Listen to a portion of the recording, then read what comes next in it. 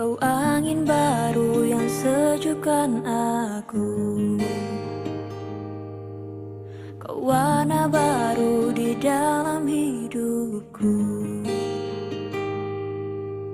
Kau terasa tapi tak ada, kau hadir dan bercerita, dan inilah kisah baruku. Kau teka-teki yang buatku bingung, kau petuah yang buatku mengerti. Kau sendiri dan ku bersama, kau tersenyum dan kau berkata, aku baik-baik saja. Langkahku terhenti karenamu, dan aku terdiam tanpamu, seolah alam pun bercerita ketika kita bersama. Lagu yang ku tulis untukmu adalah serpihan hidupku, dan inilah cerita tentang kita, karena kita pernah bersama.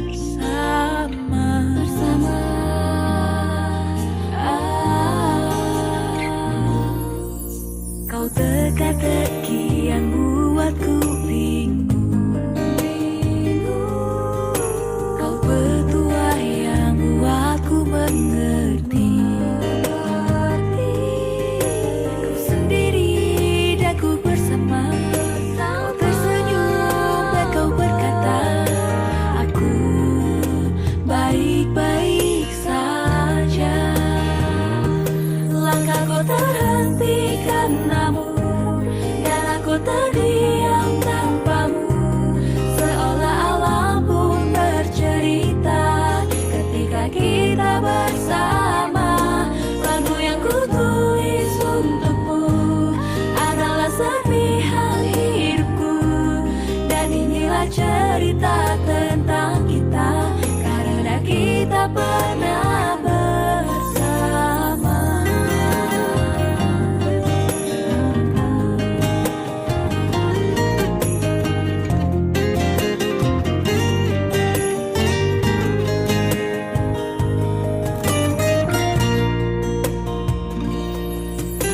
Dengan ini dengarkanlah, meminta kuatkanlah indah ikatan uang.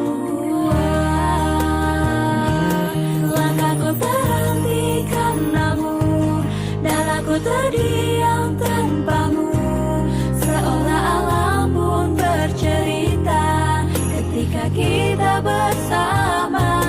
Lagu yang ku tulis untukmu adalah serpihan hidupku, dan inilah cerita tentang kita, karena kita pernah bersama.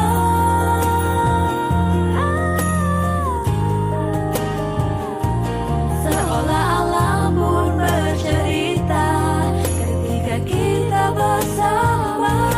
Lagu yang ku tulis untukmu adalah serpihan hidupku.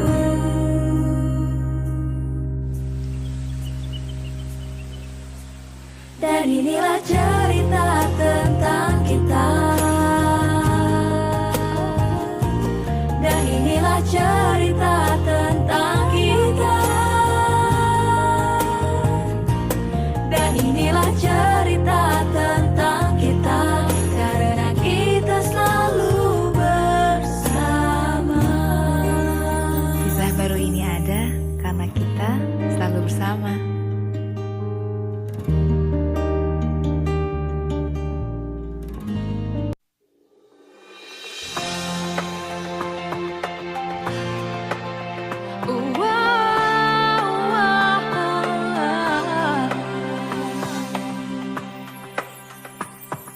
Kau harus berani untuk kuatkan hati, pastikan kau tersenyum untuk yakinkan dirimu, percaya untuk maju, jangan ada ragu, tunjukkan potensimu, lalu gapai mimpimu.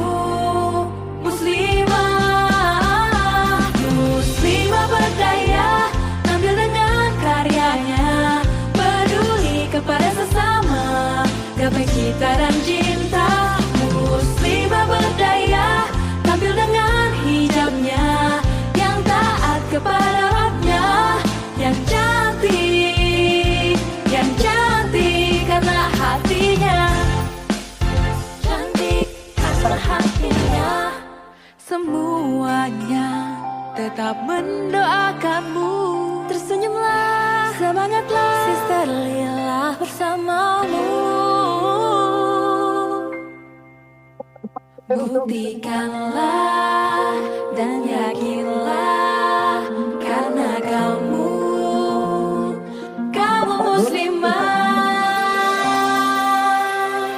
muslimah berdaya, tampil dengan karyanya, peduli kepada sesama, gapai cita dan cinta. Muslimah berdaya, tampil dengan hijabnya, yang taat kepada Rabbnya, yang cantik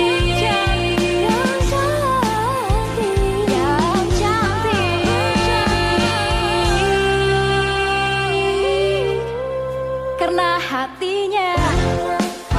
Yeah, yeah,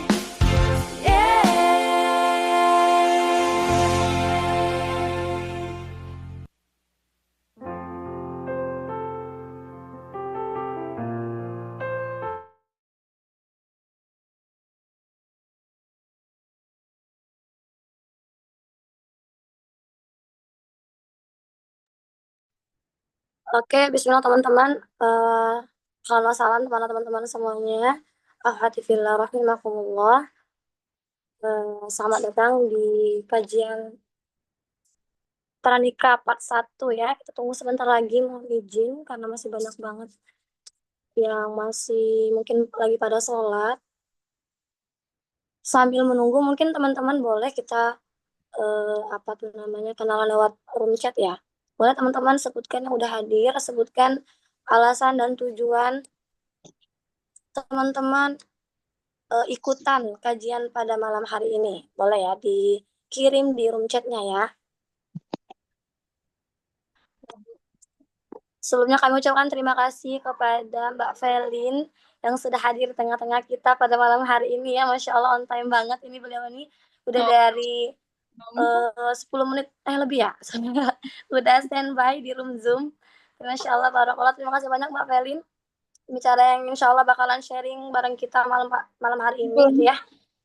Dan teman-teman semuanya, ahlan wa sahlan, sudah hadir pada malam hari ini. Dan juga nanti insya Allah akan dibersamai juga oleh Ketua Umum Pemudi PUI Pusat. Nanti bakalan ada Teh Ilin yang akan menyapa kita semuanya gitu ya.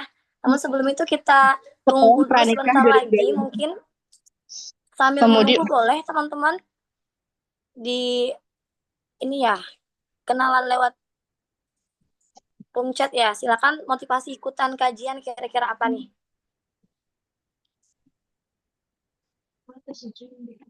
Sebelumnya suara saya terdengar jelas? Terdengar dengan cukup baik. Alhamdulillah. Saya manggilnya apa nih? Mbak Okta. Panggilnya Mbak Okta boleh. Mbak Okta. Ini Masya Allah nih. Mbak Felin, apa kabarnya Mbak? Alhamdulillah sehat. Mbak Okta gimana? Alhamdulillah. Sehat-sehat sakit gitu ya. Jadi harus sehat-sehat lah gitu ya. Masya Allah. Insya Allah mohon doanya teman-teman juga semoga semuanya dalam keadaan sehat. Mohon izin teman-teman ya, peraturannya untuk kajian kita supaya lebih efektif. Jadi ya mohon teman-teman untuk bersedia on cam jika tidak ada uzur syar'i, biar kita bisa saling silaturahmi secara virtual gitu ya. Siapa tahu nanti ketemu di jalan gitu ya, dan ingat wajahnya, oh ini pernah ketemu nih di Zoom gitu ya. Jadi kalau emang tidak ada uzur syar'i, dimohonkan untuk berkenan on cam ya. Terus kepada teman-teman semuanya dimohonkan nanti ketika kajian berlangsung untuk tertib gitu ya, unmute mikrofonnya, dan dimohonkan untuk menyimak dengan menyiapkan catatan gitu ya, supaya teman-teman bisa hadir penuh, sadar utuh gitu ya, yang sering kita sebutnya ya. Jadi supaya keberkahan kajian kita pada malam hari ini tuh bisa benar-benar dapat kita rasakan bareng-bareng gitu ya. Terus teman-teman dimohonkan juga untuk menyiapkan pikiran dan perasaan untuk fokus mindful ya.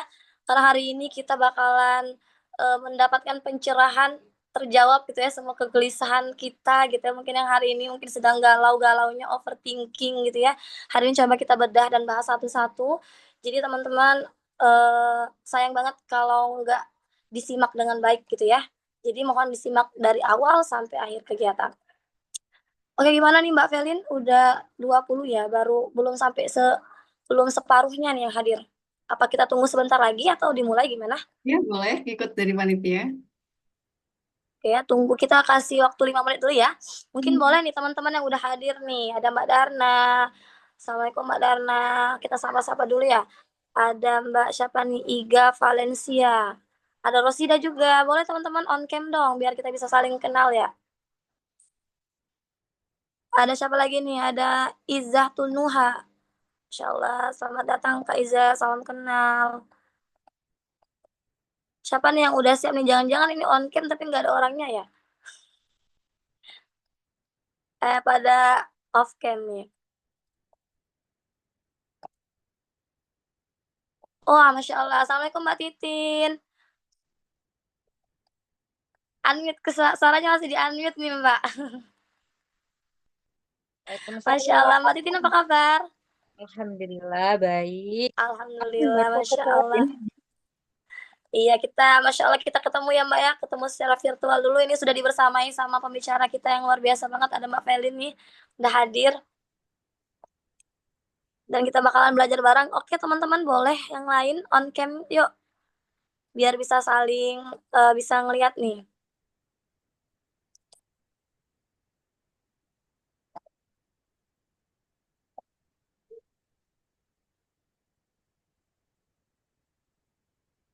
Ada Mbak Yuliana Rosa.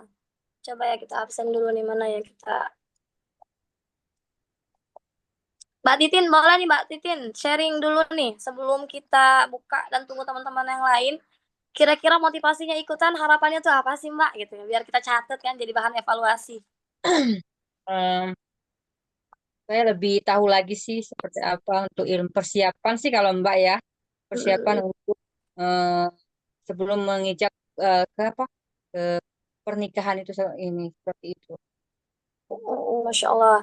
Biar dipantaskan gitu ya Mbak, jadi harus Hmm. siap-siap dulu gitu ya. Memantaskan diri kayak gitu lah, Dek. Oh iya, Masya Allah keren banget. Ada yang lain udah bisa on cam nih? Udah? Mbak Anggi, Assalamualaikum. Oke, kita tunggu sebentar lagi dulu. Kebetulan ini belum bisa hadir juga, kita kabarin dulu dari pusatnya ada Teh Ilin. Ilin juga belum.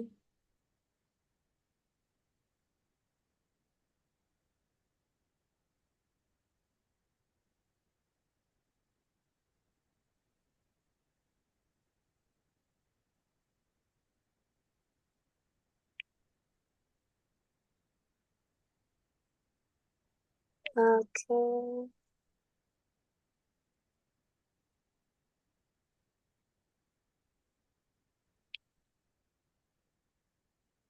Ini yang tilawahnya udah masuk belum?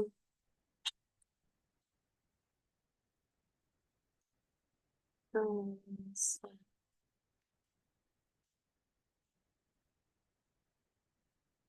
belum. Boleh teman-teman untuk diinfokan lagi ke teman-teman yang lainnya, mungkin harus diingatkan lagi gitu ya bahwasanya kajian kita akan segera dimulai.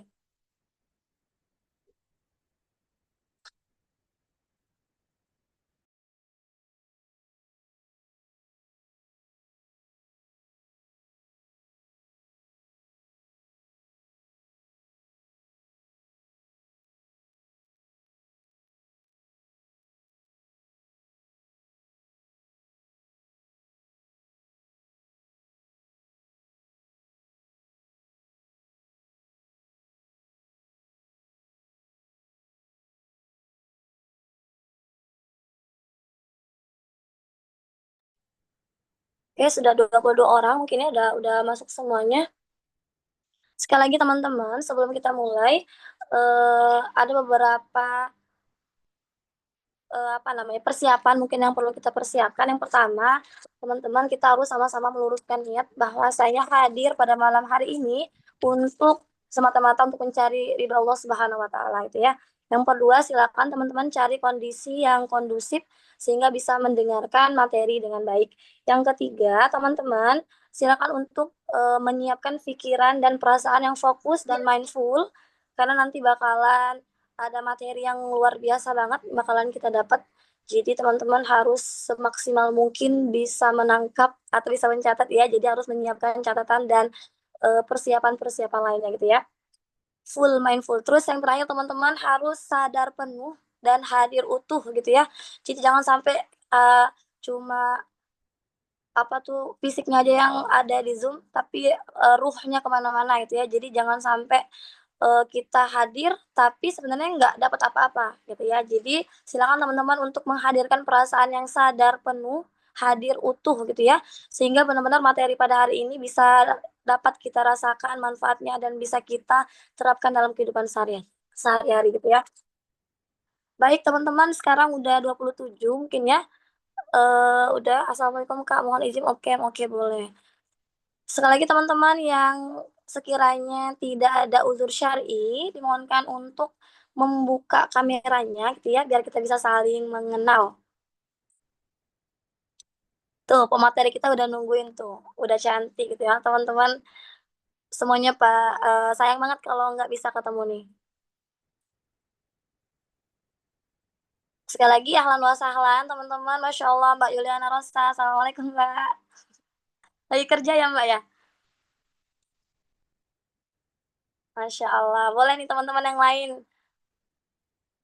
Benar-benar kita sadar penuh, hadir utuh nih pada malam hari ini.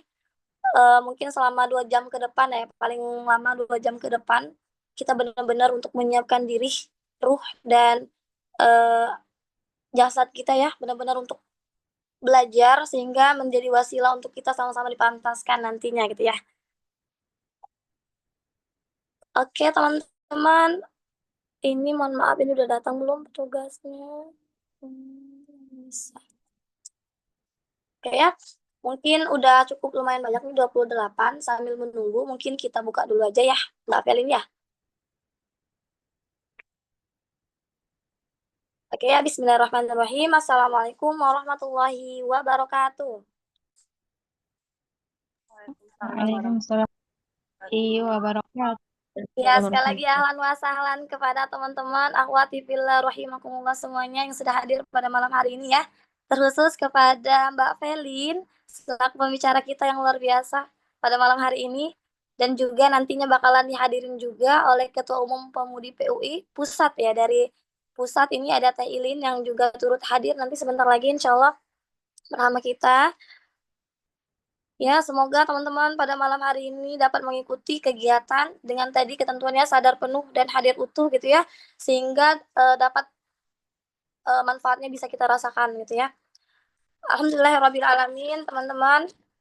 Bismillahirrahmanirrahim. Asyhadu an la ilaha illallah wa asyhadu anna Muhammadan Rasulullah. Allahu yatuna wal ikhlasu mabda'una wal islahu sabiluna wal mahabbatu syi'aruna wa ahidullahu ala sadqi wal ikhlasi wal yaqini wa talabi ridallahi fil amal baina ibadihi bitawakkal alaih. Bismillahirrahmanirrahim. Bismillahirrahmanirrahim. Bismillahi wala haula wala quwata illa billahil aliyil azim. Rabbi syrah sadrana wa yassir lana amrana, Rabbi zidna ilma warzuqna fahma. Apa kabarnya teman-teman pada malam hari ini? Semoga semuanya berada dalam keadaan sehat. Semoga semuanya Allah limpahkan keberkahan dan karunia-Nya ya. Segala puji dan syukur hadirat Allah Subhanahu wa taala senantiasa melimpahkan rahmat dan cintanya kepada kita semuanya, yang mana atas kebaikannya lah kita dapat bersilaturahmi dan menjalin ukhuwah secara virtual pada malam hari ini teman-teman ya. Semoga setiap detiknya bernilai pahala, sehingga kita semuanya dapat menjadi jariah untuk kita semuanya. Amin ya robbal alamin. Salawat bertangkaikan salam senantiasa tercurahkan kepada manusia terbaik, utusan Allah di muka bumi yang telah menyelamatkan kita dari gelapnya kebodohan ke jalan ilmu yang terang benderang. Saat ini semoga kita semuanya termasuk umat yang dipantaskan untuk bersama di surga nanti. Amin ya rabbal alamin. Baik teman-teman, sebelumnya izinkan saya, Okta Heriani, selaku Ketua Umum Pengurus Daerah Pemudi PUI Prabu Muli, sekaligus teman-teman yang akan menemani dan memandu jalannya kajian pada malam hari ini. Sedikit pengantar teman-teman, akhwati fillah rahimakumullah, perlu diketahui bahwasanya taklim islah ini merupakan salah satu program dari bidang kajian dan pengembangan sumber daya manusia yang diselenggarakan di organisasi Pemudi PUI gitu ya. Nah, nanti untuk lebih kenalnya lagi nanti bakalan ada penjelasan dari Teh Ilin ya. Di mana program ini teman-teman bertujuan untuk mewadahi para muslimah untuk terus bertumbuh dalam bidang pengetahuan dan spiritual dengan mengangkat tema-tema happening di kalangan muslimah. Jadi alhamdulillah ini kajian kedua setelah kajian muslimah bulan lalu ya, tahun lalu itu ada kajian fikih muslimah, itu kemarin sempat offline 3 ke 4 hari gitu ya, offline acaranya, membahas tentang fikih darah wanita gitu ya. Dan hari ini coba kita program untuk kajian virtual. Kenapa? Karena dengan adanya virtual ini dapat mewadahi seluruh muslimah mungkin yang ada di Indonesia gitu ya. Ini ketika baca ya terharu banget, udah sampai dari ada yang dari Bangka gitu ya, sampai ada yang dari luar kota lah, pokoknya banyak berkumpul dalam kelas pada malam hari ini ya. Semoga menjadi wasilah keberkahan untuk kita semuanya. Amin ya robbal alamin. Oke teman-teman, jadi harapan kami dengan adanya program ini, para muslimah mungkin para muslimah yang tengah risau gitu ya, yang tengah khawatir akan jodohnya mungkin ya, bisa tetap saling menguatkan dan tetap produktif dengan hal-hal yang bermanfaat. Ya, jadi semoga dengan adanya kegiatan ini bisa membantu mewadahi teman-teman, daripada galau, sibuk overthinking gitu ya, mending kita sibuk untuk mempersiapkan diri gitu ya. Semoga ini mewakili dan bisa bermanfaat untuk kita semuanya. Oke teman-teman ya, semoga setelah ikut kajian ini gitu ya, Allah pantaskan dan Allah berikan jodoh terbaik gitu ya. Semoga kalau kabar-kabarin ya, kalau ada yang habis ikut kajian nih langsung ada datang gitu ya, Masya Allah kita nggak pernah tahu ya keajaiban itu gimana. Silakan nanti sharing bareng teman-temannya ya, biar bisa saling menguatkan lagi. Jadi ya teman-teman ya, mungkin itu pengantarnya sedikit. Kita buka dulu kajian pada malam hari ini dengan sama-sama melafazkan basmalah. Bismillahirrahmanirrahim.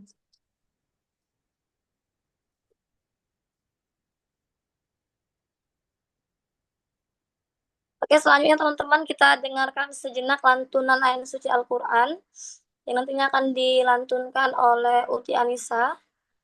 Tapi ini nanti akan kepada Uti Anissa, sudah ada? Oke.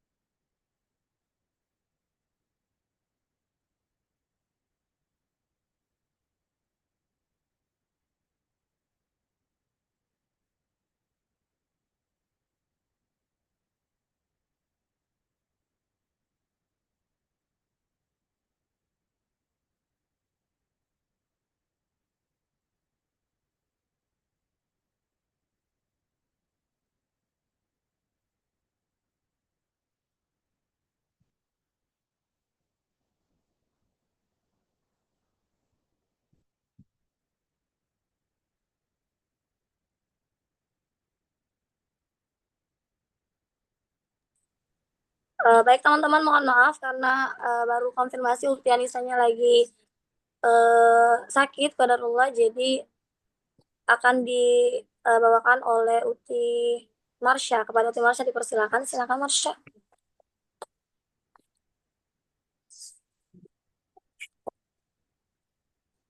Baik, bismillahirrahmanirrahim. Assalamualaikum warahmatullahi wabarakatuh. أعوذ بالله من الشيطان الرجيم بسم الله الرحمن الرحيم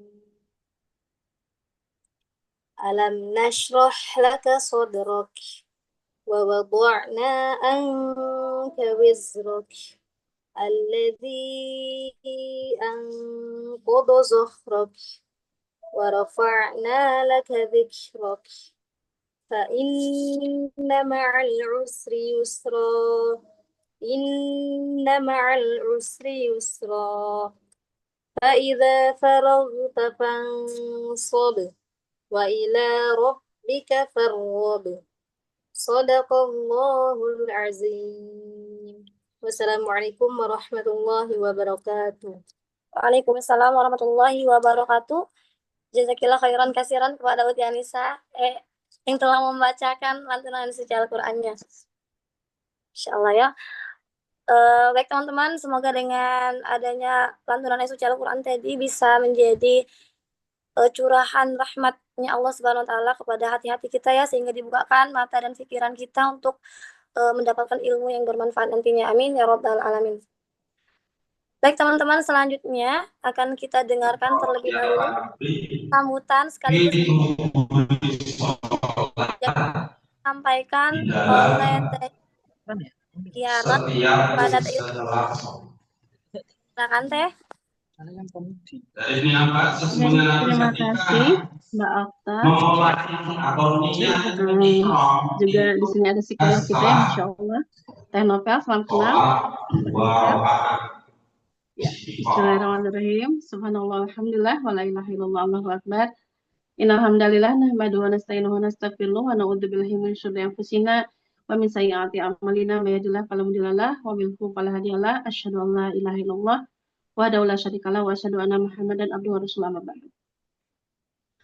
Allahu ghayatuna wal ikhlasu mabda'una wal islahu sabiluna wal mahabbatu si'aruna nu'idullaha ala sidqi wal ikhlasi wal yaqini wa talabi ridallahi fil amali baina ibadihi bitawakkuli alaihi.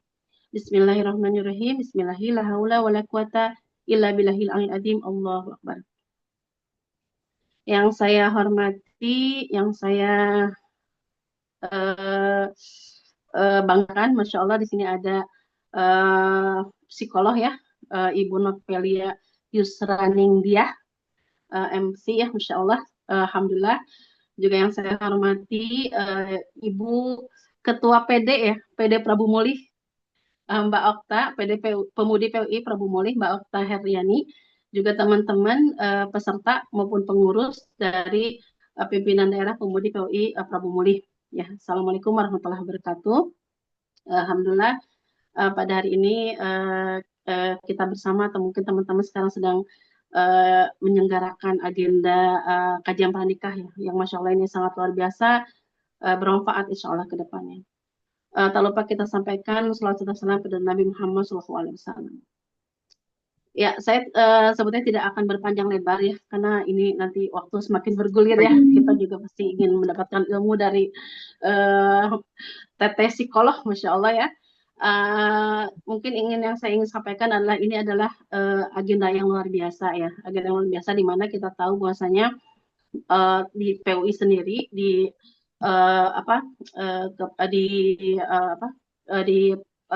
Persatuan Umat Islam itu sendiri kan memang kalau misalnya dilihat dari sejarahnya gitu kan, kalau misalnya dilihat dari sejarahnya kan memang PUI ini gabungan dari dua organisasi gitu, dari Kiai Haji Abdul Halim dan Kiai Haji Ahmad Sanusi. Kiai Haji Abdul Halim dari Majalengka dan Kiai Haji Ahmad Sanusi dari Sukabumi gitu. Dan memang dengan perpaduan ini lahirlah Persatuan Umat Islam. Ibu. Nah sekarang dengan berjalannya waktu dan lain sebagainya, maka muncullah Pemudi PUI. Nah, ini saya kurang tahu nih apakah sudah ada ilmu yang sudah disampaikan oleh Mbak Okta ya selaku Ketua PD dari Prabu Mulih. Cuman yang ingin saya sampaikan di sini adalah agenda saat ini memang sesuai dengan Islahus Samaniyah yang ada dalam PUI gitu.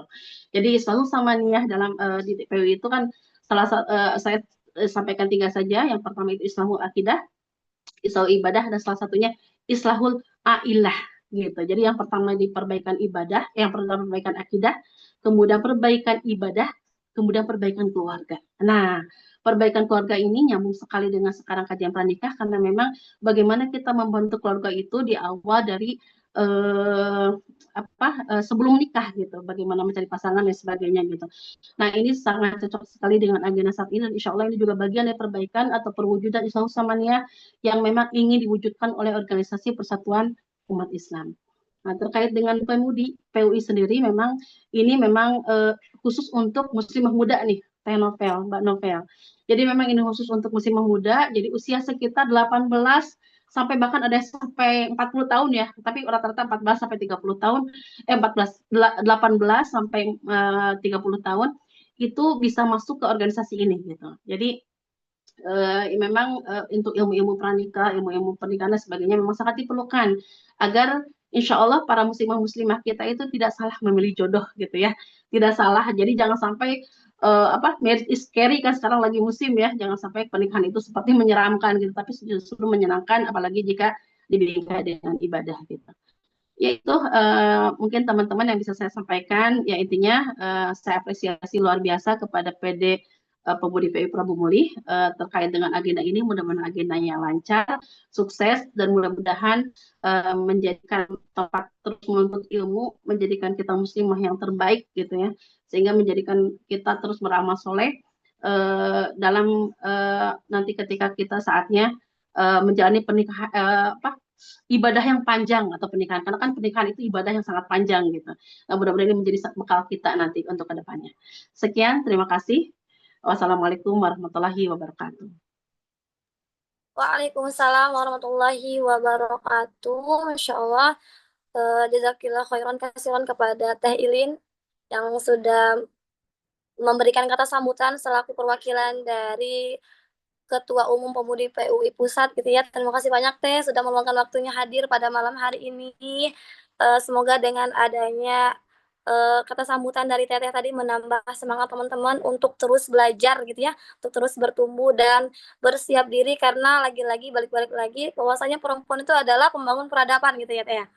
Insya Allah. Terima kasih banyak Teteh untuk waktunya. Mungkin teman-teman kita mohon izin Teteh kita ambil izin bentar ya Teh ya. Mbak Okta izin, Mbak Novel izin, saya mohon pamit karena ada lagi yang harus diin. Terima kasih, sukses. Wassalamualaikum. Waalaikumsalam. Terima kasih banyak Teh Hilin. Insya Allah, tabarakallah. Teman, tadi udah Hilin ya, perwakilan dari Ketua Umum Pemudi PUI Pusat tuh ya. Mungkin teman-teman nanti kalau pengen kenal lebih dekat, nanti bakalan kita sambung di lain agenda gitu ya. Namun hari ini karena waktu udah molor lumayan banyak gitu ya, permohonan maaf dari panitia mungkin yang agak kurang on time gitu ya, karena ada kendala teknis dan lain hal. Semoga tidak mengurangi semangat kita untuk menimba ilmu pada malam hari ini gitu ya. Oke, langsung saja cara berikutnya kita bakalan kenalan dulu nih dengan pemateri kita pada malam hari ini. Oke, sekarang ya mohon izin kita kenalan sedikit singkat saja gitu ya, nanti bakalan akan dikenalkan langsung oleh beliau gitu ya. Pembicara kita pada malam hari ini ada Mbak Novelina Yusraningdia, MPSI Psikologi, merupakan salah satu dari fasilitator kelas teman bicara.ind. Teman-teman boleh untuk di follow karena banyak banget info-info bermanfaat untuk kita gitu ya. Terus insya Allah kajian kita, taklim kita akan ditemani oleh beliau lewat Zoom. Itu ada 3 pertemuan gitu ya, mulai dari tanggal 11 pada malam hari ini, terus 18 dan juga 25 mendatang gitu ya.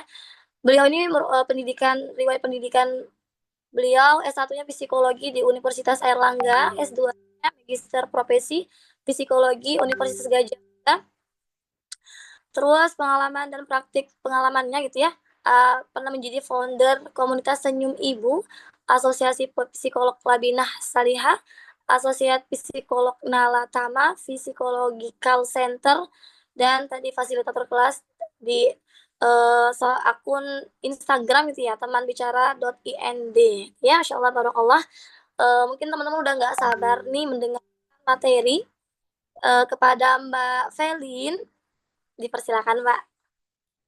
Terima kasih Mbak Okta. Bismillahirrahmanirrahim. Assalamualaikum warahmatullahi wabarakatuh. Assalamualaikum warahmatullahi wabarakatuh. Alhamdulillahirrahmanirrahim. Alhamdulillah hadana li hada wa ma kunna linahtadiya laulan hadanallah. Laqad ja'at rasulur rabbina bil haqq wa nuduwan tilkumul jannatu ursuha bima kuntum ta'malun. Asyhadu an la ilaha illallah wa asyhadu anna Muhammadar Rasulullah sallallahu alaihi wasallam wa ala alihi washabihi amma ba'd. Terima kasih banyak atas kesempatan yang diberikan dari PD Pemudi PUI Pramuli, Mbak Okta Heriani, juga teman-teman panitia yang sudah bikin sesi ini untuk kita belajar bersama terkait materi pranikah. Karena saya setuju banget sama yang disampaikan Teh Ilin tadi, kalau ketahanan keluarga itu nggak bisa terus ujuk-ujuk kita bahas setelah menikah. Tapi ini keren banget yang diadakan oleh PD Pemudi Prabu Muli. Diadainnya sesinya untuk belajar justru sebelum menikah gitu. Dan ini akan membuat tujuan jangka panjang Indonesia Emas insya Allah dapat kita wujudkan. Karena mulai dari kita menyiapkan nih sebelum nikah ini justru momen yang sangat ideal untuk kita belajar bersama. Dan selamat datang di Universitas Rumah Tangga, karena kalau kita belajar terkait pernikahan, nggak ada sekolah formalnya ya. Jadi teman-teman luar biasa banget. Ada 40 orang yang gabung di sini. Terima kasih banyak sudah bersedia untuk kita belajar bersama. Bismillah, kita niatkan yang telah dipandu Mbak Okta tadi. Kita niatkan untuk mencari ilmu, kita kosongkan kelas kita agar bersama-sama bisa saling sharing nanti ya. Kita di sini belajar bersama dan nggak ada kata terlambat, semua bisa diperbaiki ya. Kalau misalnya pun nanti di tengah-tengah materi teman-teman ada pertanyaan, boleh banget silahkan dia jadi sampaikan, boleh langsung raise hand dan open mic, jadi kita bisa langsung diskusi. Oke? Baik, saya yang share materinya atau dari Mbak Okta? Dari Mbak Okta.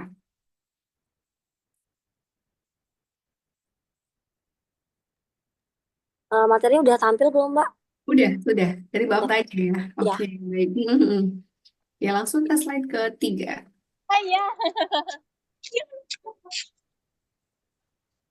Ini adalah bagian yang akan kita diskusikan ya, teman-teman di sini.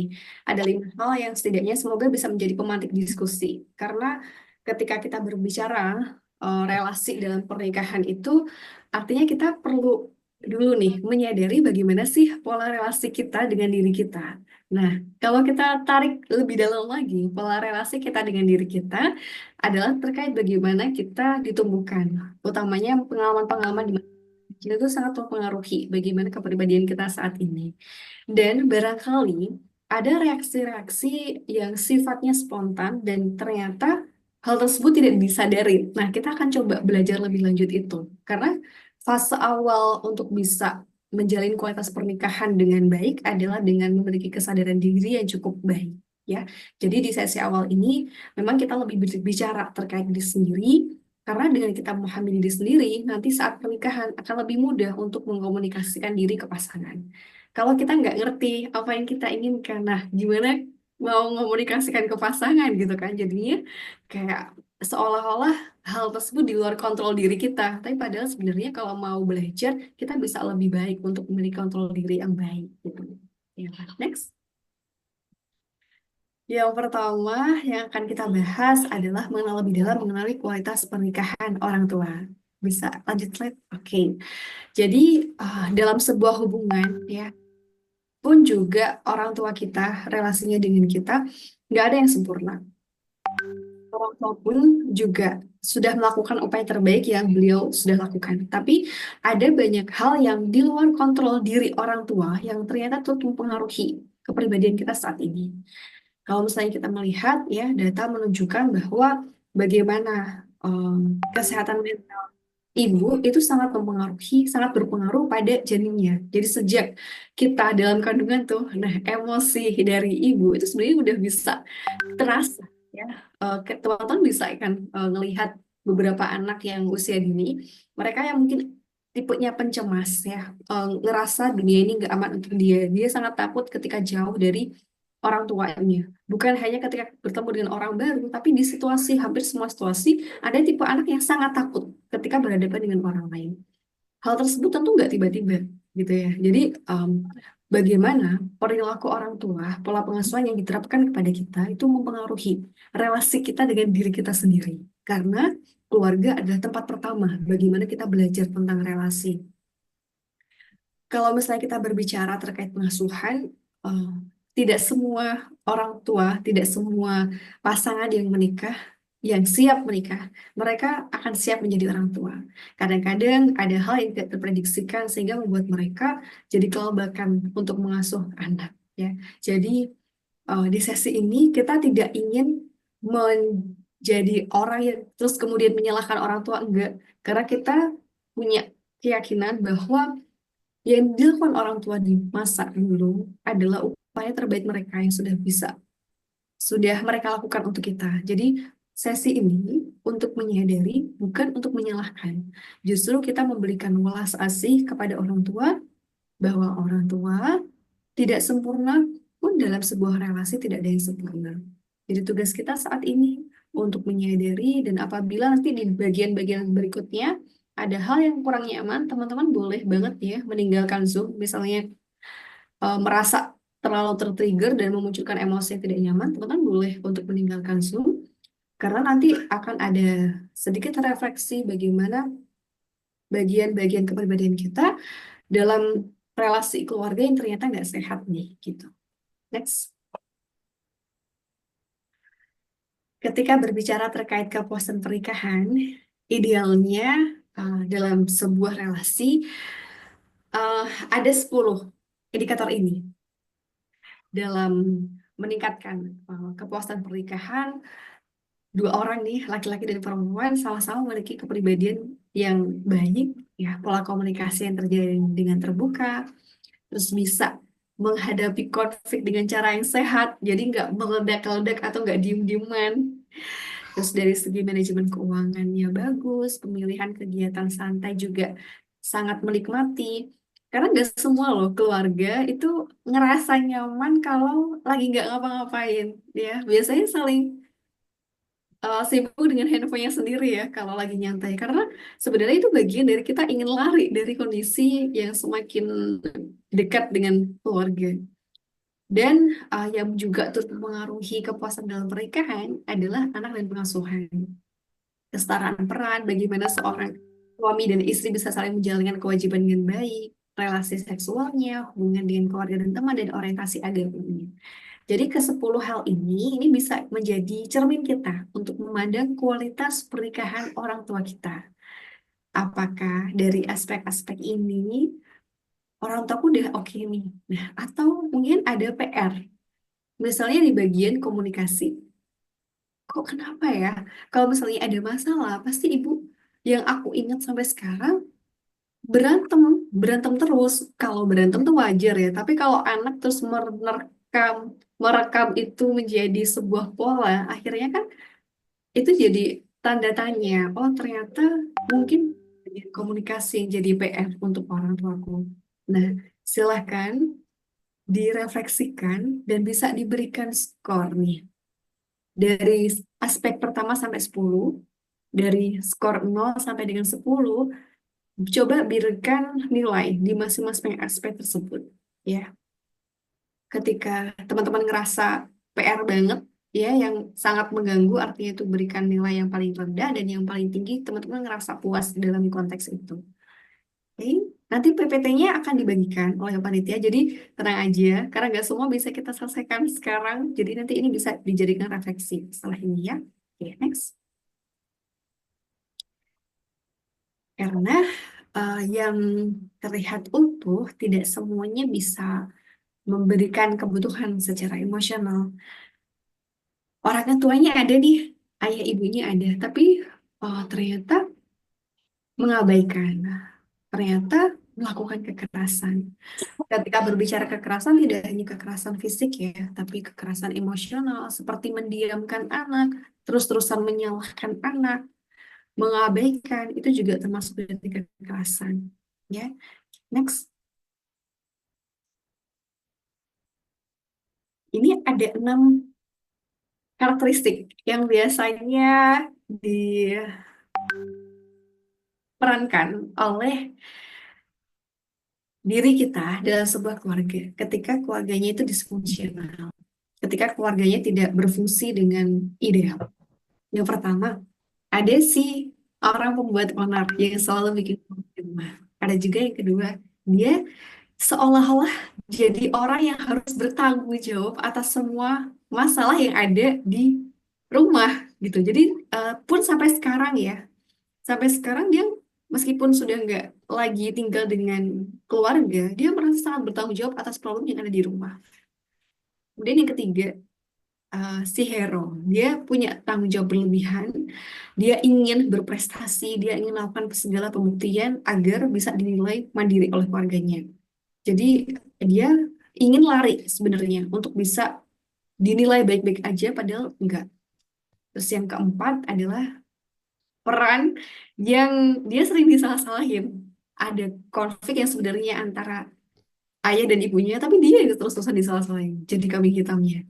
Terus yang kelima, ada kecenderungan untuk dia memisahkan diri dari keluarganya. Jadi dia terlihat pendiam nih, tapi sebenarnya itu karena dia nggak ingin terlibat dalam problem yang ada di rumah.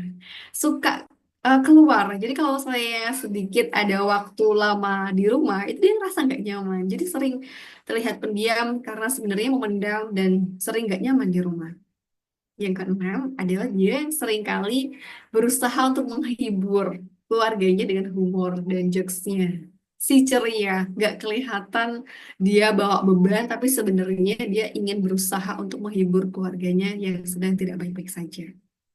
Dalam 6 pola ini, adakah dari teman-teman yang kayaknya aku kok seperti ini ya?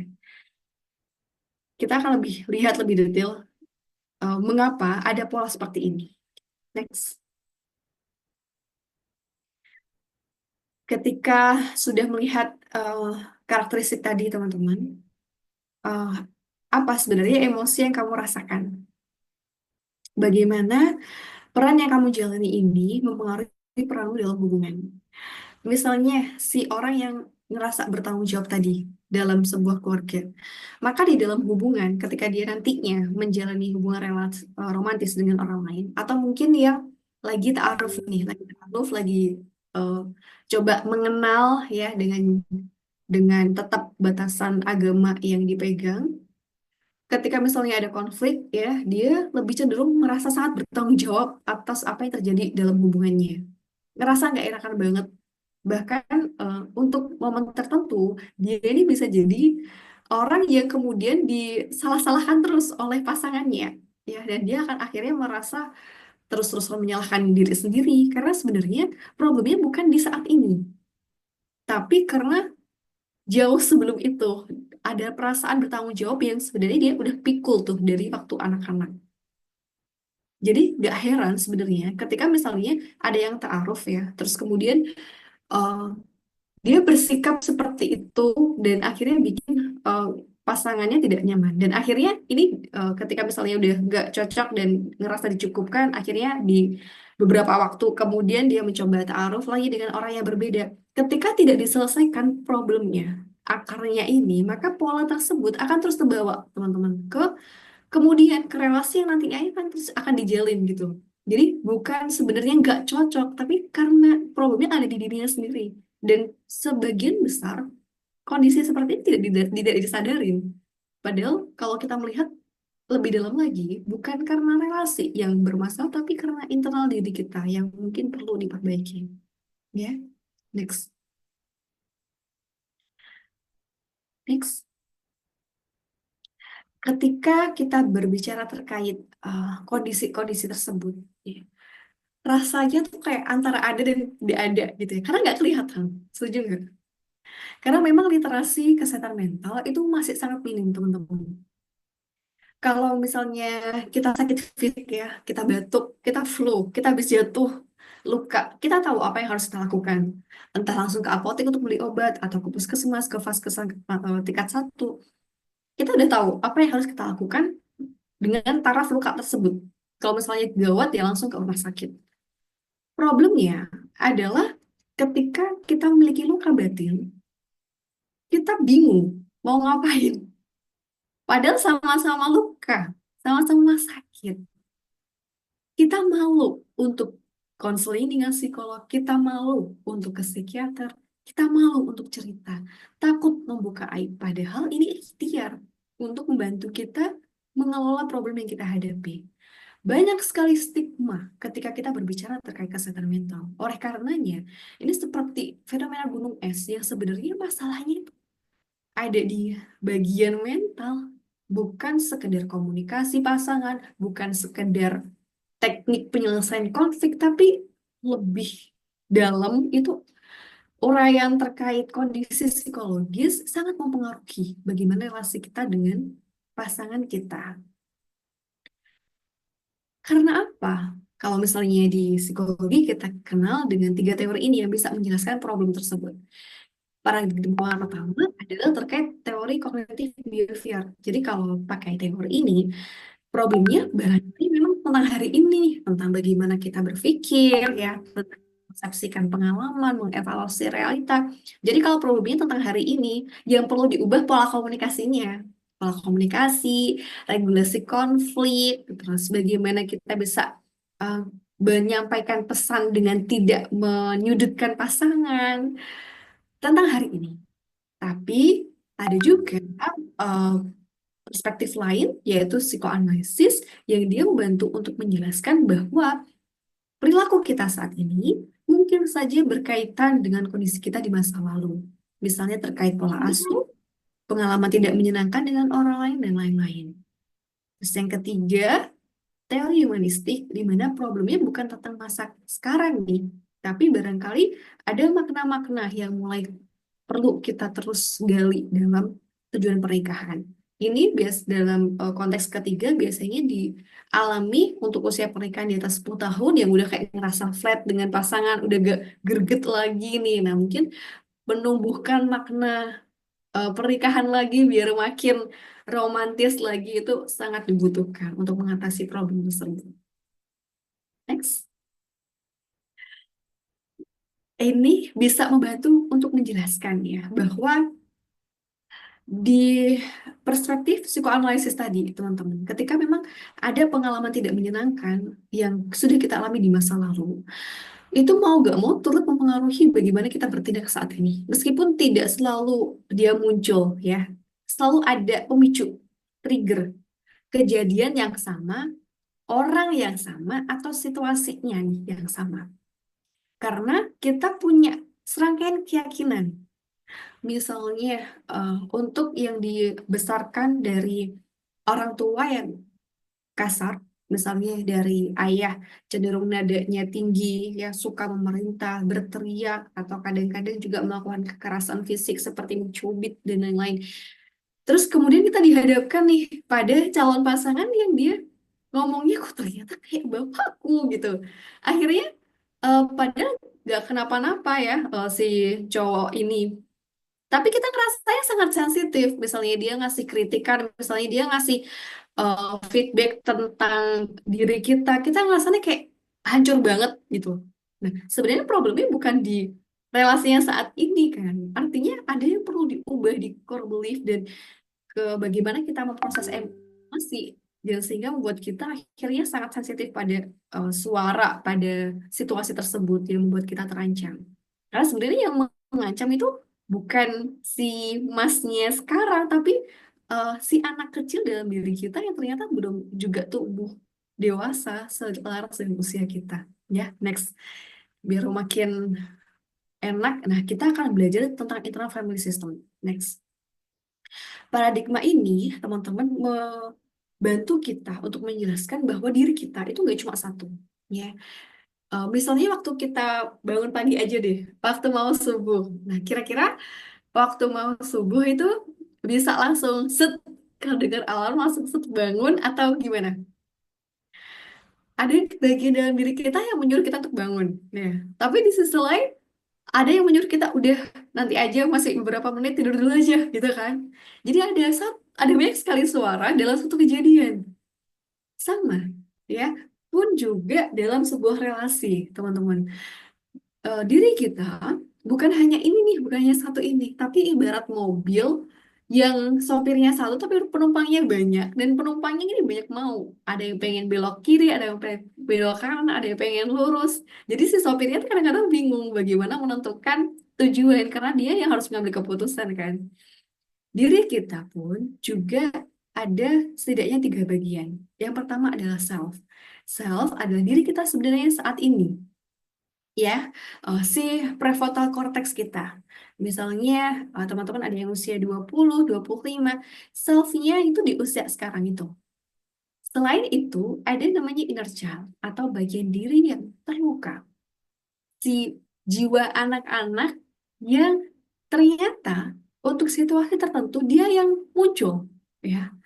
Ketika di-trigger sesuatu yang sangat sensitif buat dia, akhirnya bisa bertindak seperti harimau yang ingin terlihat dominan agar tidak merasa disakiti, atau kayak kelinci yang suka lari-lari kalau ada masalah. Ini sebenarnya tipe kayak kelinci, kayak mau atau kayak kura-kura yang dia diem kalau ada masalah, itu sebenarnya inner child nih yang sedang terluka. Jadi bukan diri kita yang dewasa saat ini.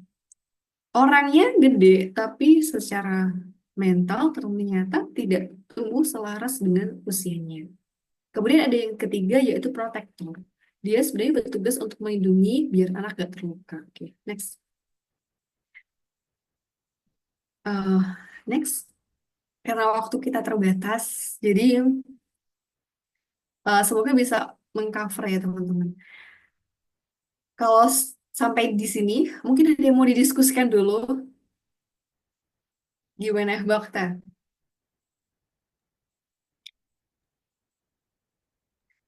Oke, baik teman-teman, sampai sini mungkin kalau ada sudah mulai terbenak nih dalam pikirannya gitu ya, ada pertanyaan, mungkin boleh langsung raise hand atau boleh langsung on mic ya, biar langsung disampaikan ke Mbak Felin.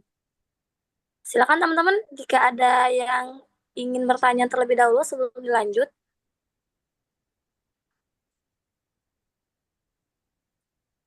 Sepertinya belum ada, Mbak. Baik, oke.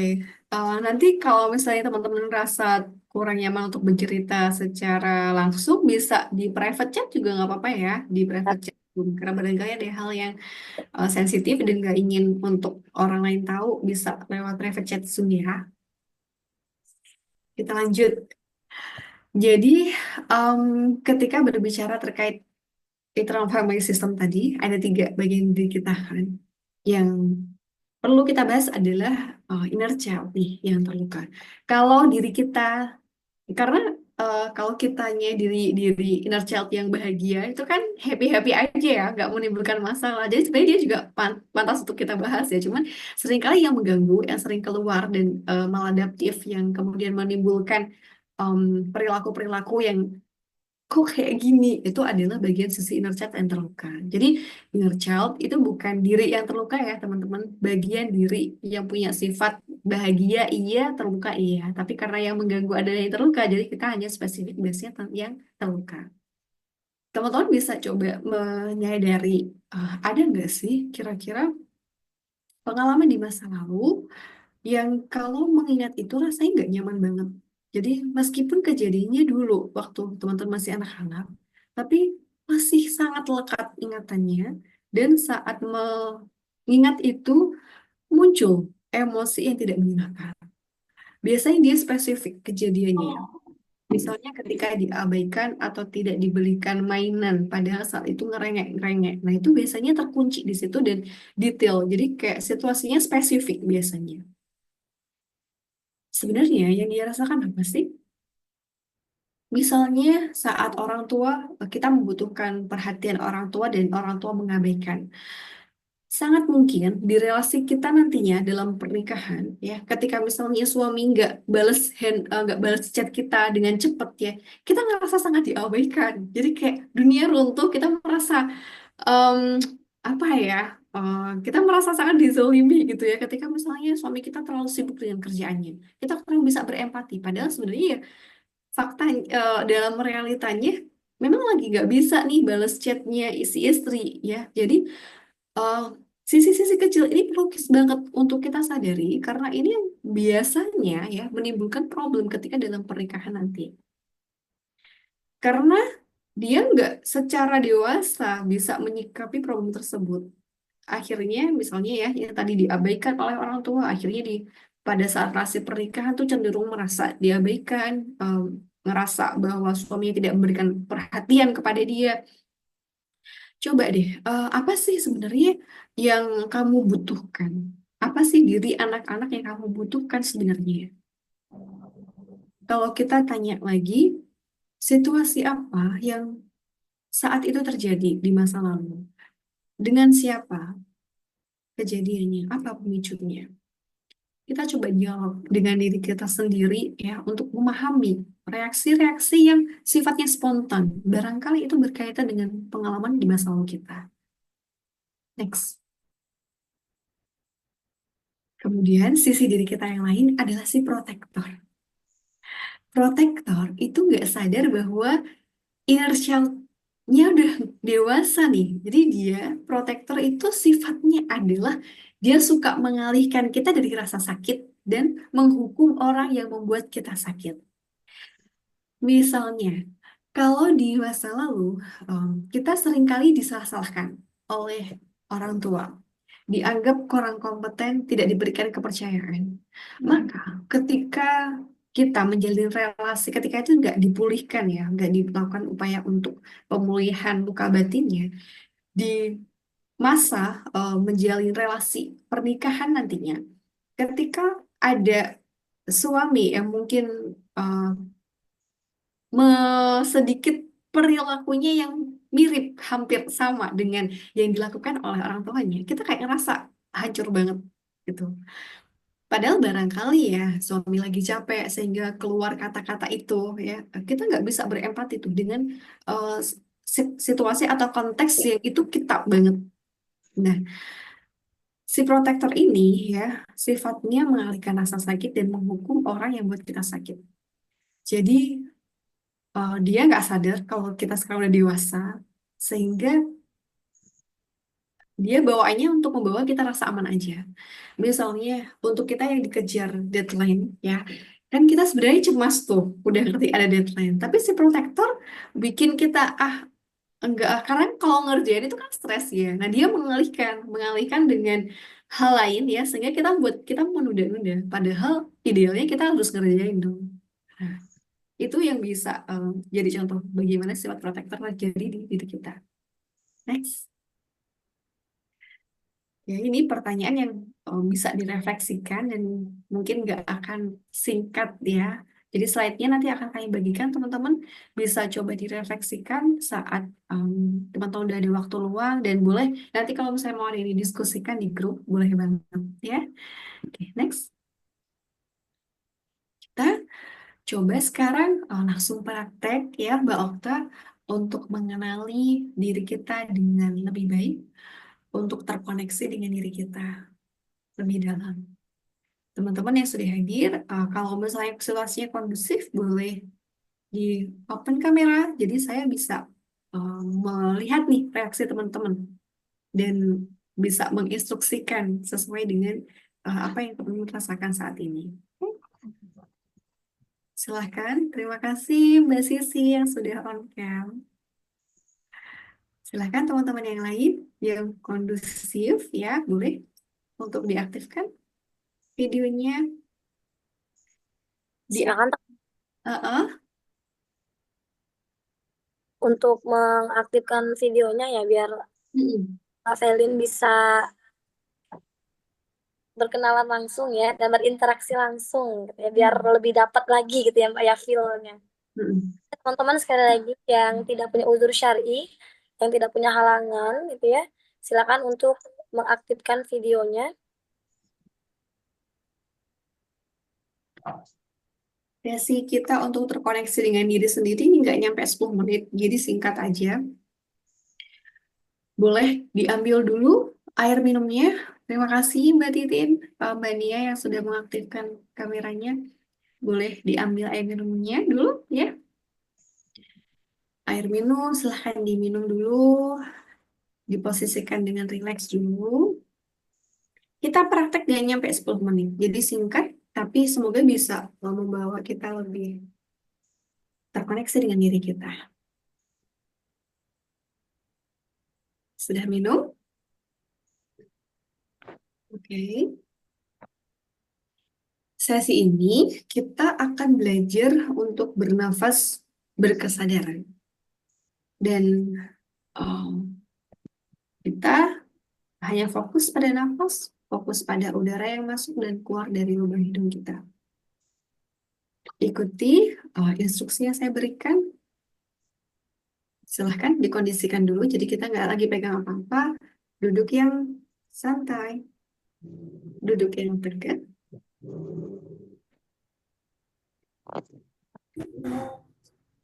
Teman-teman rasakan udara yang masuk dan keluar dari lubang hidung kita.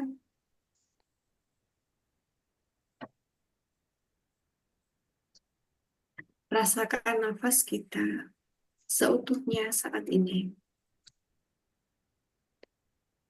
Rasakan perut yang mengembang dan mengempis. Rasakan udara yang keluar dan masuk. Abaikan segala suara di sekeliling teman-teman, hanya dengarkan suara saya.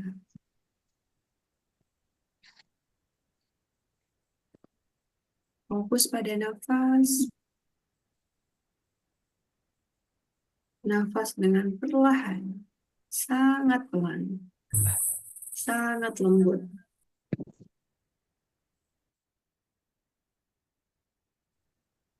Perlahan silakan menutup mata, silakan memejamkan mata. Kita akan coba menyadari apa pikiran yang saat ini muncul. Apapun itu. Tentang diri sendiri, tentang pasangan, tentang keluarga,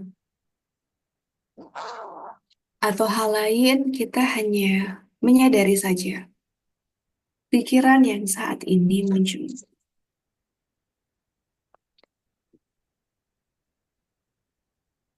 Rasakan seutuhnya nafas kita saat ini.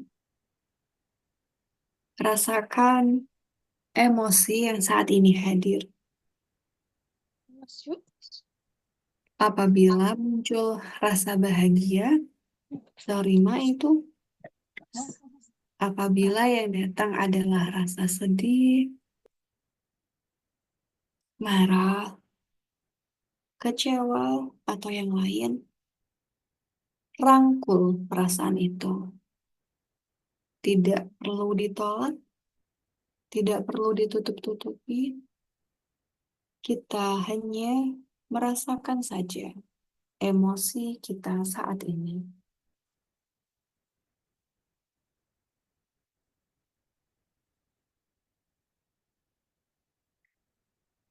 Sekarang, posisikan tangan kanan memeluk pundak sebelah kiri dan tangan kiri memeluk pundak sebelah kanan. Posisikan diri memeluk diri sendiri. Sampaikan ucapan syukur. Sampaikan ucapan terima kasih untuk diri sendiri.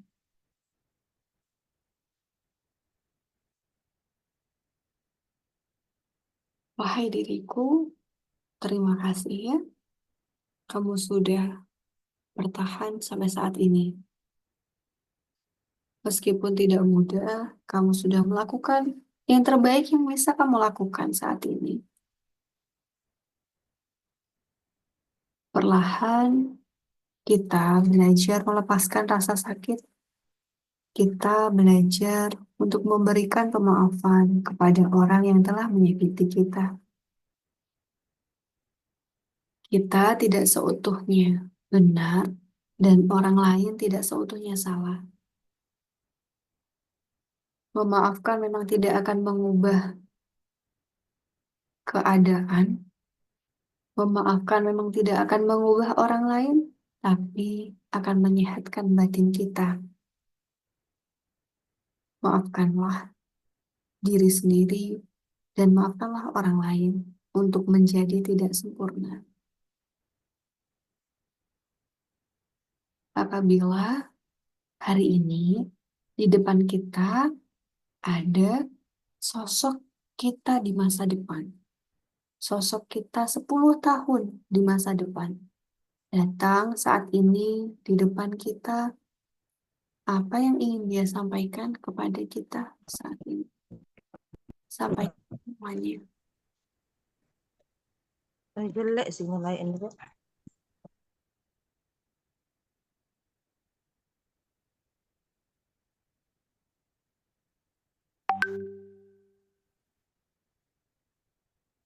Oke. Apabila sudah, silahkan perlahan membuka mata.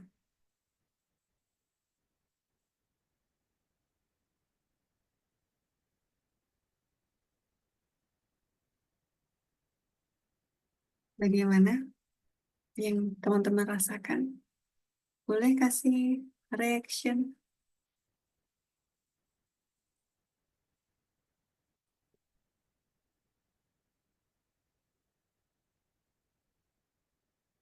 Mbak Sisi, mungkin mau berbagi cerita apa yang dirasakan?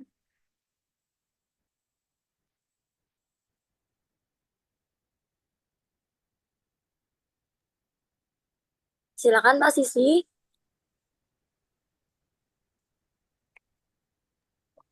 Atau teman-teman ya, silakan Mbak Sisi.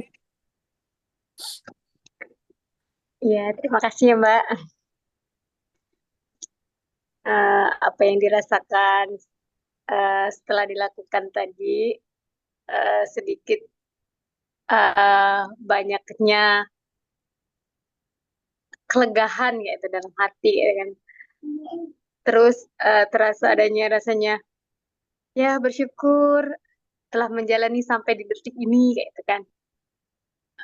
Banyak melihat ke depan harus sabar, banyak syukur. Ya terasa lega kayak gitu. Kayak gitu Mbak.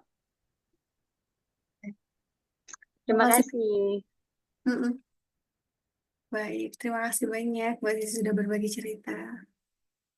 Ada Mbak Meldia. Mbak Meldia, halo.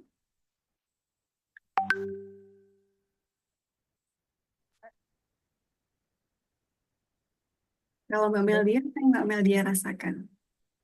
Kalau kami sih izin sebelumnya Mbak, di sini yang kami rasakan tuh kami bisa merasakan apa yang sedang lebih jujur dengan diri sendiri seperti itu. Bisa lebih jujur dengan diri sendiri dan lebih bisa oh dengan apa namanya kupu-kupu apa yang tadi yang pelukan itu lebih kayak menguatkan diri sendiri itu ternyata lebih penting. Itu itu sih Mbak. Ya Mbak, itu aja. Baik, terima kasih banyak Mbak Meldia. Ada satu orang lagi mungkin yang mau berbagi cerita. Silahkan teman-teman.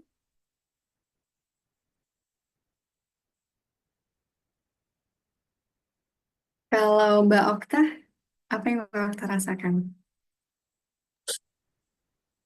Eh, kalau saya pribadi sebenarnya Mbak, eh, ternyata selama ini kita tuh sering lupa menghargai diri sendiri. Terlalu apa? Terlalu banyak tuntutan terhadap diri sendiri sehingga kayak memaksakan ini harus terlihat sempurna, kita harus kuat, kita harus bisa menjadi sesuatu yang luar biasa. Padahal sesekali sebenarnya kita nggak apa-apa berhenti gitu. Kita tuh harus menyadari bahwasanya kita tuh nggak selamanya kuat. Sekali kalau kita sedang sedih, ya kita terima perasaan sedihnya. Jadi kayak kadang kita tuh butuh apresiasi dari orang lain sampai melupakan bahwasanya yang paling terpenting itu adalah apresiasi diri kita sendiri. Jadi kayak alhamdulillah bersyukur banget malam ini disadarkan kembali bahwasanya kita lah yang akan terus berdiri bersama diri kita dan kita lah yang akan menjadi motivator terbesar buat diri kita. Iya. Terima kasih banyak Mbak Okta sudah berbagi cerita. Peluk untuk semua teman-teman yang sudah bertemu dengan dirinya sendiri, karena dengan waktu sesi seperti ini kita bisa lebih dalam terkoneksi dengan diri kita, karena hari-hari selalu disibukkan dengan tugas, dengan hal lain. Kadang-kadang kita lupa pun juga nikah. Dalam pernikahan, problem awal yang sering kali terjadi di 5 tahun pertama pernikahan, data divorce menunjukkan bahwa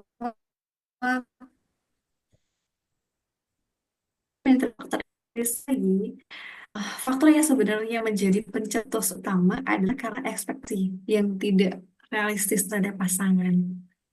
Ekspektasi ini ya, ini kan faktor internal kita. Kadang-kadang nggak sadar kalau udah berekspektasi terlalu ke pasangan. Untuk melatih itu, ya kita perlu berekspektasilah yang tinggi, tapi juga sediakan ruang untuk kecewa, sediakan ruang untuk putus asa, ruang untuk kegagalan yang tidak sesuai dengan keinginan kamu. Karena ketika masang target yang tinggi dan mengambil alih kasih kita, kita kayak kehilangan gitu loh. Padahal sebenarnya ini ada tentang diri kita sendiri, teman-teman. Pernikahan adalah salah satu bagian kehidupan di dalam eh, perjalanan kita. Aku setuju banget yang disampaikan Mbak Oktan. Karena sebenarnya semua adalah tentang diri kita.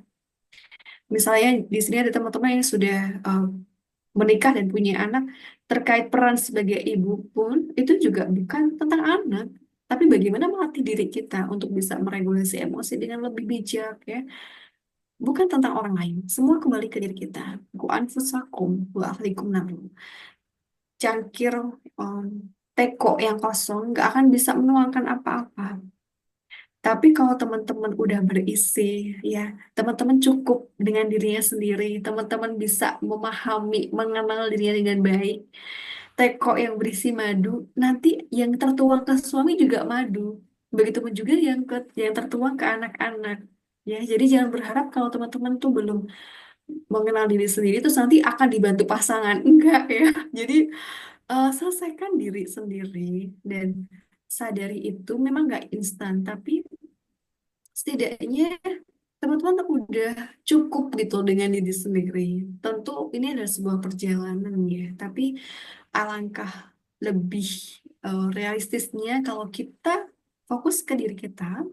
Dengan itu kita akan didekatkan oleh orang yang juga sefrekuensi, teman-teman. Udah percaya dengan yang Allah takdirkan bahwa semua itu sudah tertulis ya. Tidak perlu khawatir berlebihan atas yang terjadi di masa depan karena semuanya sudah Allah atur dengan begitu sempurnanya untuk kehidupan kita. Tugas kita hanya berproses pelan-pelan dengan diri kita sendiri, terus berbenah dan belajar, dan nanti insya Allah akan datangkan sosok yang juga akan menjadi pelengkap kita untuk terus semakin meningkatkan ibadah menuju surganya, untuk saling surga mensurgakan. Semoga bisa menjadi panel diskusi. Silahkan saya kembali ke untuk memimpin sesi.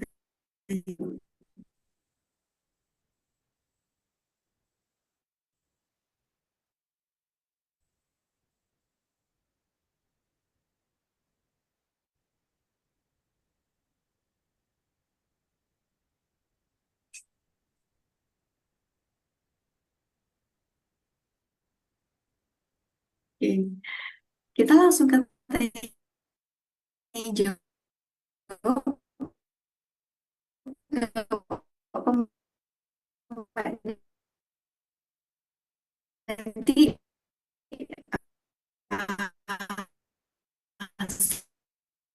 selain itu jika ya kan ya belum, kita langsung sesi tanya jawab gitu Mbak Okta. Ya, boleh. Baik teman-teman, silakan teman-teman semuanya yang sudah punya pertanyaan atau ada sesuatu yang pengen ditanyakan di luar dari tema juga boleh ya Mbak Felin ya. Jadi apapun yang sekiranya ada pikiran yang meresahkan teman-teman, itu Boleh. boleh untuk ditanyakan mumpung lagi ada kesempatan pada malam hari ini ya. Mm-mm. Silakan teman-teman yang ingin bertanya, boleh langsung on cam atau ditulis di kolom komentar.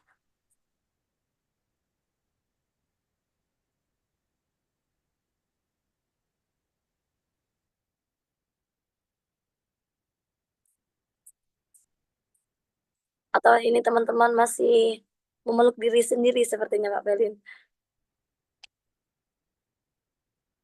Ternyata udah ada yang masuk lewat chat. Aku baca Ada ya? lewat private chat ini. Oh ya, boleh silakan Mbak. Oke. Jadi, gimana cara kita mengetahui inner child pasangan saat ta'aruf? Dan pertanyaan seperti apa yang bisa membuat kita mengetahui inner child dari pasangan? Ini menarik sih, karena ada dua orang yang menanyakan hal yang serupa. Oke, jadi em, semoga ini bisa menjawab juga ya teman-teman yang memiliki kegelisahan yang sama. Gimana sih caranya bisa tahu kalau misalnya calon suamiku ada isu ini nih gitu. Ini karena sangat sensitif dan gak semua bisa terbuka ya. Syukur-syukur kalau misalnya memang beliau menyampaikan ini di awal kayak bercerita ke kita kalau latar belakang keluarganya seperti ini, aku kurang nyaman dengan itu. Ada beberapa calon pasangan yang sudah berbicara terkait itu ya, terkait bagaimana pola pengasuhan orang tuanya masing-masing gitu ya, dan nanti mereka ingin gaya pengasuhan seperti apa gitu. Ada yang mungkin perlu pendamping ya atau fasilitator yang membantu jalannya diskusi itu.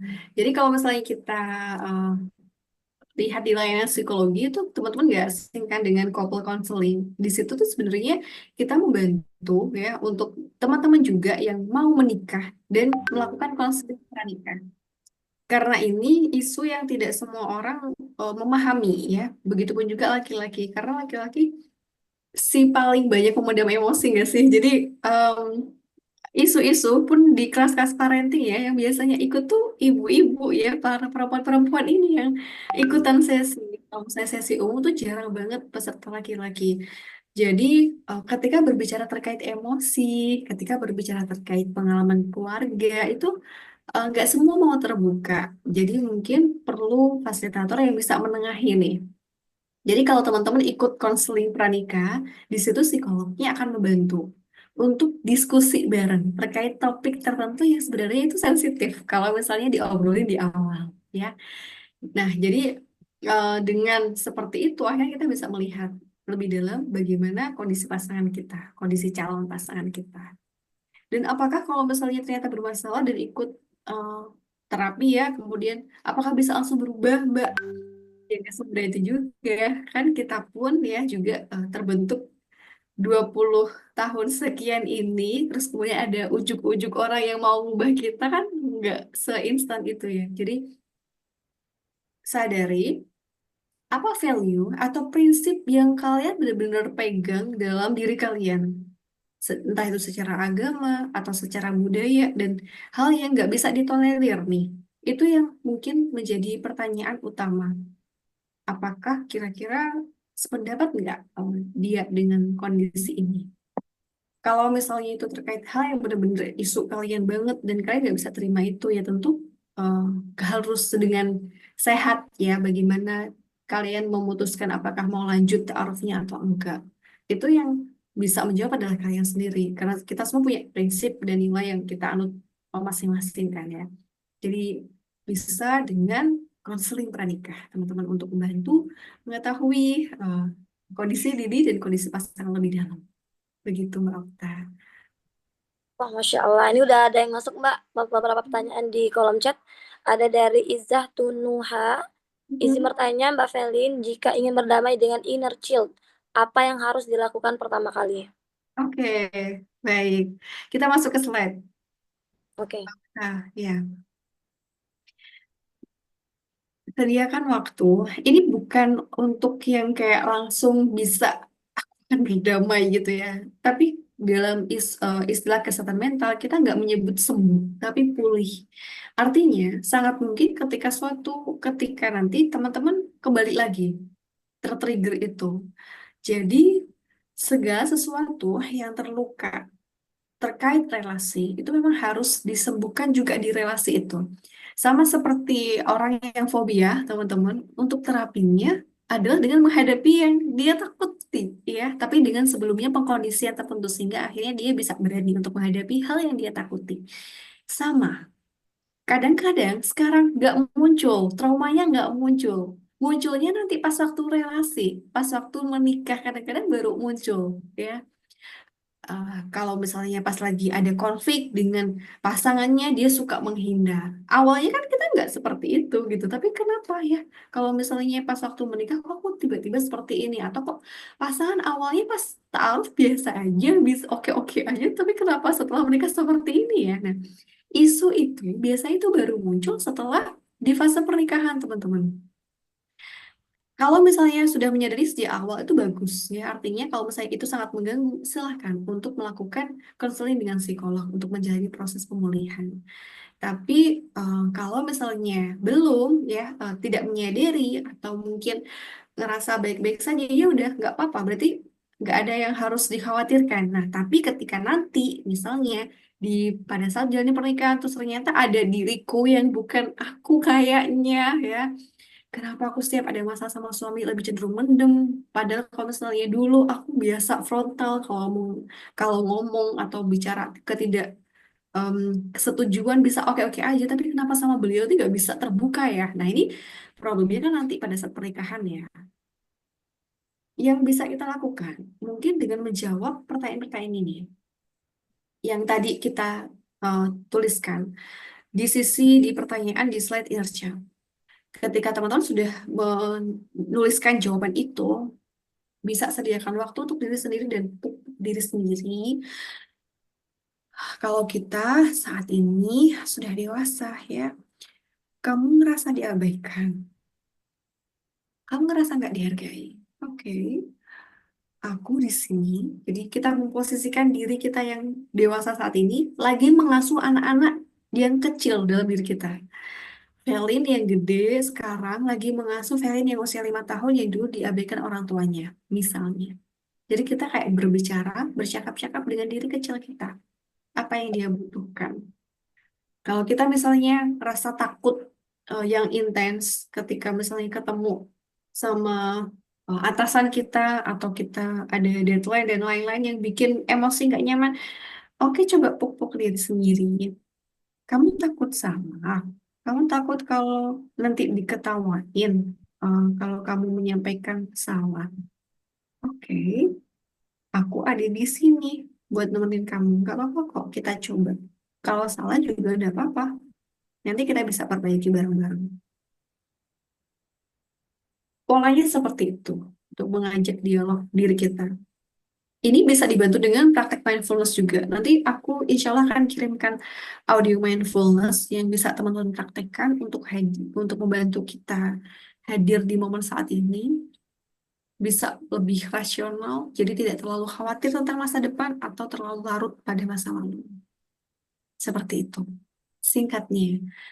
Tapi kalau teman-teman ngerasa emosinya tuh nggak intens, nggak nyaman dan intens ya, jadi kayak ini mengganggu sebagian besar aktivitas teman-teman ya, buat kalian nggak produktif, buat kalian tuh cemas, cemas yang nggak rasional. Nah, silahkan ada baiknya untuk merendahkan hati, berkonsultasi dengan profesional untuk membantu diri kalian menjadi lebih baik dan pulih karena kebahagiaan, rasa tentram, rasa damai itu bisa diupayakan. Ya. Termasuk juga misalnya teman-teman yang ada pengalaman tidak menyenangkan mungkin dengan ta'aruf sebelumnya dan ingin mencoba membuka hati lagi nih dengan yang setelah ini. Itu kadang-kadang transis ini nggak mudah ya. Jadi untuk menyiapkan itu perlu juga em, merefleksikan aku udah siap belum ya kalau nanti mencoba menjalin relasi baru lagi gitu. Jadi eh, mungkin dengan cara-cara tersebut semoga bisa membantu untuk perlahan memulihkan. Demikian, Mbak Okta. Gitu, Masya Allah, ya Barakallah. Pertanyaan dari Izzatun Nuha tadi udah dijawab sama Mbak Feli nih. Berarti coba ajak ngobrol dirinya gitu ya Mbak ya. Lanjut nih Mbak, ada lagi pertanyaan dari Mbak Nisa.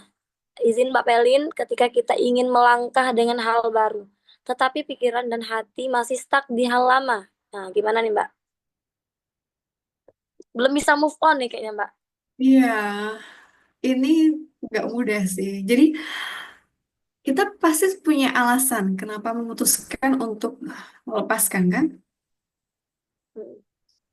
Itu jelas bukan pilihan yang mudah, tapi coba deh refleksikan lagi. Sebenarnya waktu kamu melepaskan itu, ya, perasaan pertama yang kamu rasakan apa?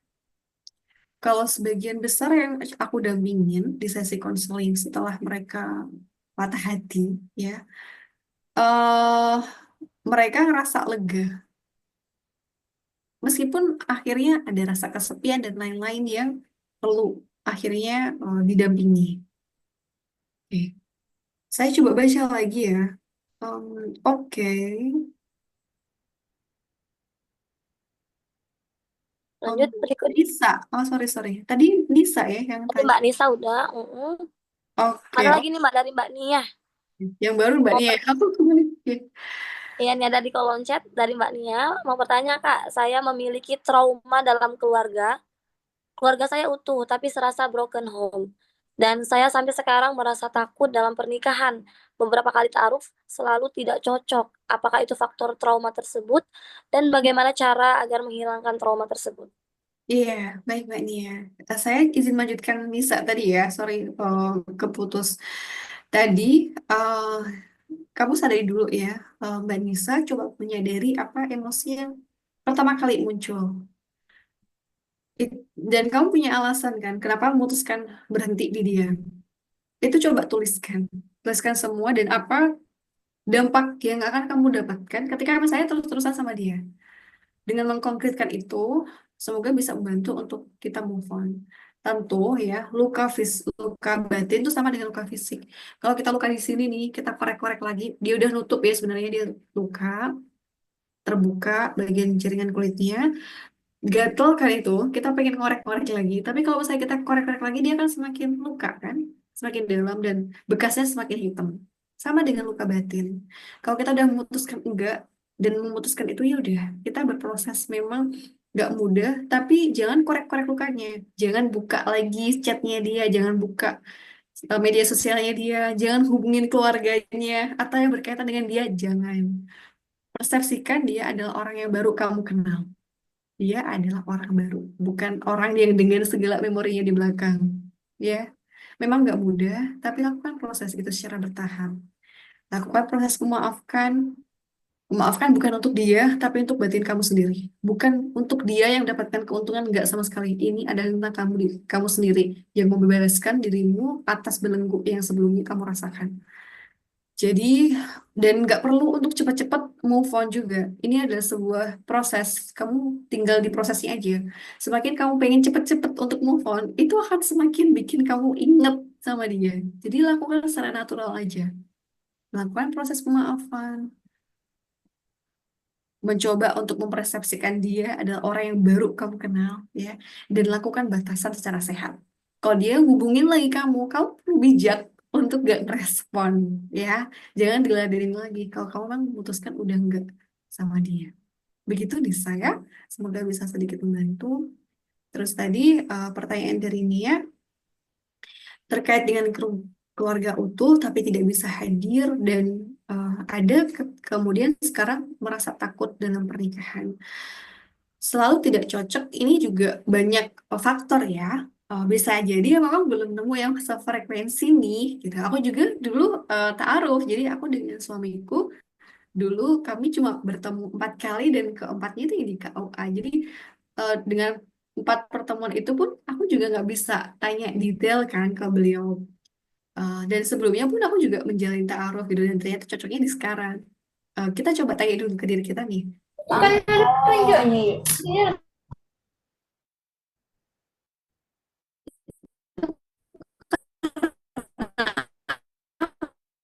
Apa faktor apa dulu nih?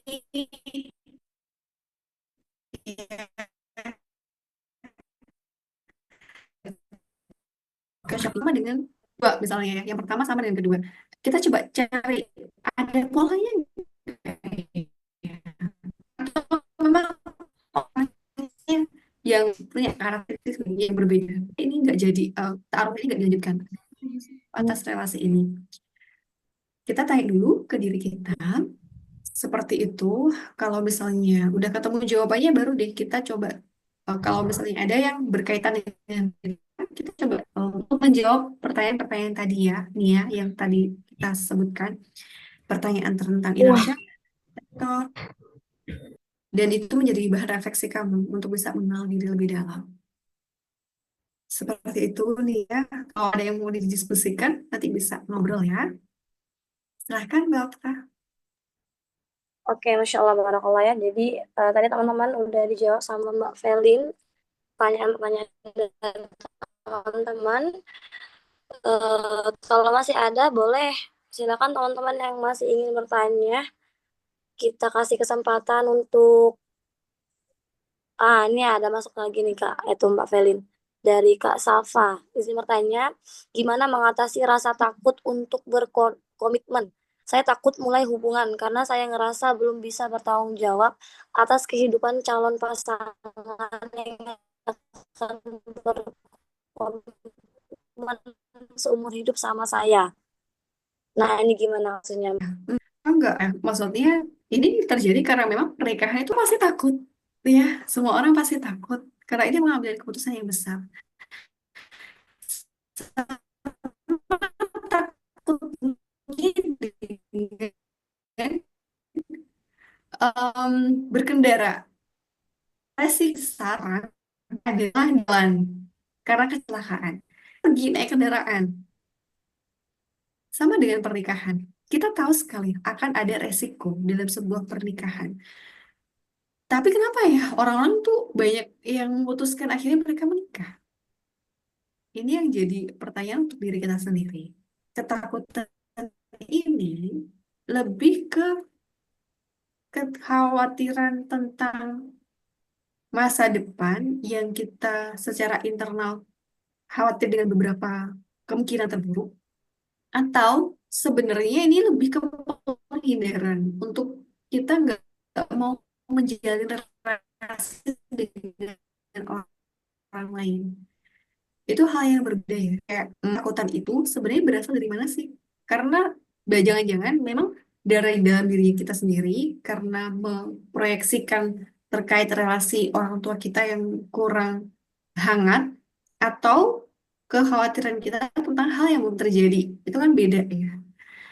Silahkan coba direfleksikan lagi, Syafa, ketakutanmu ini itu akarnya sebenarnya kenapa? Kamu coba list aja semuanya. Terus juga ada kuesioner sebenarnya terkait kesiapan menikah. Nanti kami coba kirimkan linknya ya ke aku tadi grup biar teman-teman bisa mengisi. Linknya tuh formnya gratis, jadi kalian bisa dapat skor kesiapan menikah dari mengisi kuesioner tersebut, gitu. Seperti itu, Syafa. Apakah ada yang mau ditanyakan lagi mungkin? Oke, Masya Allah ya. Udah terjawab dan terwakili mungkinnya semuanya teman-teman. Nggak berasa teman-teman sekarang udah pukul setengah 10 ya. Rasanya masih sangat banyak pertanyaan-pertanyaan gitu ya. Mungkin teman-teman juga, mungkin nanti boleh kalau ada pertanyaan yang masih belum terjawab, boleh dilanjutkan di grup ya. Nanti insya Allah akan kita buka lagi sesi pertanyaan boleh. Kalau yang belum dijawab malam ini. Mungkin besok boleh teman-teman yang mau bertanya boleh dilanjutkan via grup ini ya Mbak Felin ya. Satu lagi boleh nggak Mbak Okta? Jadi Mm-mm.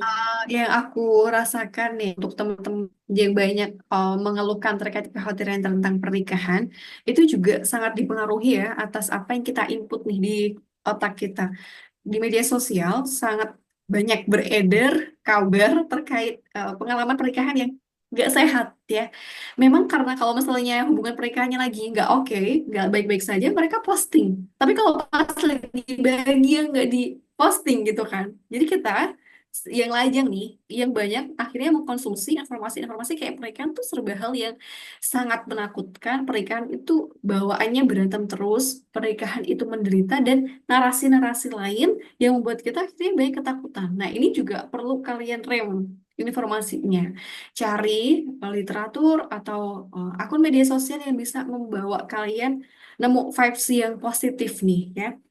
Sekali lagi bahwa pernikahan adalah salah satu jembatan ibadah untuk menyempurnakan 2/3. Jadi bayangkan sekarang yang masih lajang, masih sepertiga nih kalau menjalankan ibadah ini dengan sempurna. 2/3-nya itu akan lebih mudah kita dapatkan ketika kita menjalani dalam sebuah bingkai pernikahan. Jadi pahalanya juga gede, tapi dengan kekhawatiran dan usaha yang nggak mudah memang untuk sampai di um, fase tersebut. Tidak perlu takut dalam artian kita fokuskan diri untuk terus berbenah, batasi konsumsi input apapun yang kalian lihat, yang kalian dengar. Kalau kalian diajak curhat sama orang yang kayaknya mau curhat tentang mereka, hanya stop aja ya. Lebih baik jaga input yang masuk ke dalam diri kalian agar kalian bisa mengetahui nih pernikahan yang ideal dan set seperti apa. Sehingga itu bisa mempengaruhi cara pikir kalian bisa lebih bijak dalam mengambil keputusan nantinya. Semoga bisa membantu sesi di malam hari ini ya Mbak Okta. Maaf banyak, ternyata ada chat yang kemudian muncul. Nanti coba kita diskusikan lagi di grup ya. Oh iya benar-benar. Oke nanti boleh nih Kak, jika ada teman-teman yang masih ingin bertanya ya lanjut di grup ya, grup nanti insya Allah dibalas besok ya atau besoknya lagi insya Allah bakalan dibalas teman-teman. Untuk sesi malam ini mungkin kita cukupkan sampai sini dulu. Terakhir ada lagi Mbak Ferin closing statementnya? Cukup, insya Allah cukup. Masya Allah barakallah. Sekali lagi kami ucapkan terima kasih banyak kepada Mbak Felin yang telah sharing banyak hal kepada kami pada malam hari ini ya. Senang banget kita hari ini bisa termotivasi gitu ya untuk terus berbenah diri, untuk terus mencintai diri sendiri gitu ya, sebelum tadi mencintai orang lain ya, menjalin relasi dengan diri sendiri dulu sebelum menjalin relasi dengan orang lain ya. Terus tadi satu hal teman-teman, berekspektasilah yang tinggi namun harus siapkan ruang untuk kecewa gitu ya. Masya Allah ya, mungkin itu underline-nya pada malam hari ini. Teman-teman tetap perlu erat-erat dirinya sendiri gitu ya. Dan Masya Allah ya, tabarakallah. Terima kasih sekali lagi untuk teman-teman semuanya juga. Sesi terakhir mungkin kita akan foto bersama terlebih dahulu. Boleh teman-teman yang berkenan untuk membuka kameranya, mengaktifkan video ya, karena kita akan melaksanakan sesi terakhir. Ada sesi dokumentasi. Dan insya Allah pertemuan kedua akan kita lanjut di tanggal 18 Februari ya, tentang roadmap sehidup sesurga gitu ya.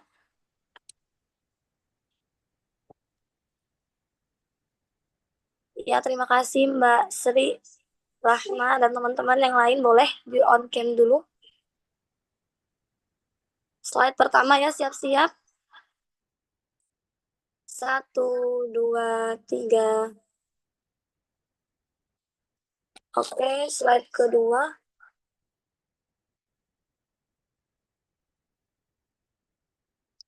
Satu, 2, 3. Oke ya, Masya Allah ya, barakallahu fikum. Semoga apa yang disampaikan oleh pembicara kita yang luar biasa pada malam hari ini bermanfaat untuk kita semuanya. Dan teman-teman ya yang hari ini belum bisa on cam, insya Allah di pertemuan pekan depan ya itu bisa hadir lebih penuh lagi sehingga kita bisa langsung berinteraksi gitu ya, melihat senyum manis dari teman-teman semuanya gitu ya. Mungkin demikian teman-teman pertemuan kita pada malam hari ini. Kita akhiri dengan sama-sama melafazkan hamdalah. Alhamdulillahirabbil alamin.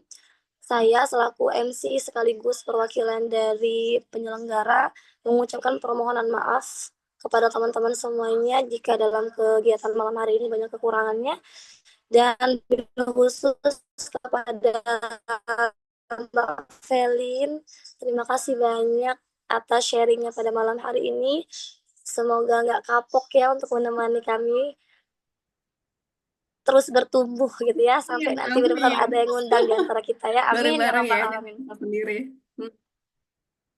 Oke, setelah ini teman-teman boleh untuk di follow ya yang belum follow akun temanbicara.ind gitu ya, boleh di follow, dan juga PD Pemudi Prabu Muli itu boleh di follow juga, dan boleh underline atau di mention gitu ya apa hasil dari kajian kita malam hari ini. Kalau ada yang berkesan itu silakan di posting dan ditandain akun-akun tersebut gitu ya.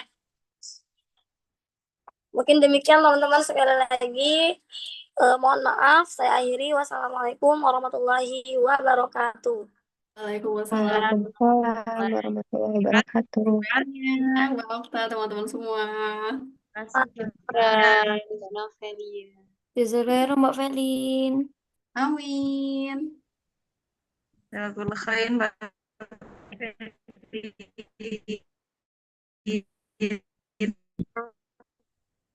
Jazakallah khairan Mbak Felin.